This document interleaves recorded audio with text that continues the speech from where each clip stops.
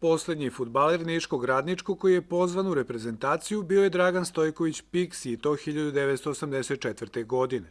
32 godine kasnije poziv za nacionalni tim dobio je golman Aleksandar Jovanović. Ima 23 godine.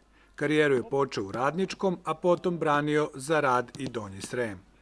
Ovo je najlepši mogući osjećaj. Ja sam bio par puta već u mlađim kategorijama i znam kako je osjećaj kad se peva himna, sve to, ali opet je reprezentacija nešto najviše što je u fudbalu moguće.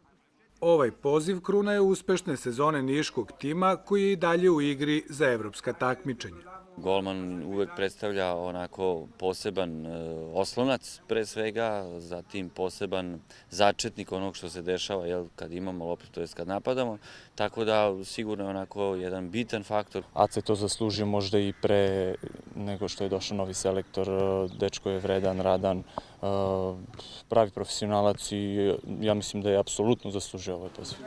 Toma Todorović, novinar politike koji decenijama piše o niškom fudbalu, podsjeća na sjajne golmane koje je iznedrio niški klub. To su Miodrag Knežević, Dragan Pantelić, Zoran Milenković. Imamo vrste trenere koji sada rade sa njima. Pomenuću i sadašnjeg trenera golmana Radničkog Stamenkovića Kineta. Kad se temeljno radi, kad se sistematski radi, rezultat nikad neće da izostane.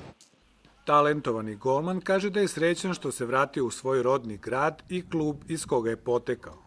Niš, moj grad, moji ljudi, moji navijači, moje Meraklije, svih ovih 4 godina dana koliko sam ovde, ja uživam, bukvalno uživam na terenu. Od prvo do posljednje minuta na svakoj utakmici.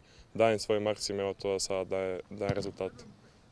Zahvaljujući Jovanoviću, koji trenira od 9. godine, Radnički je ove sezone drugi najuspešniji tim po broju primljenih golova u našoj Superligi.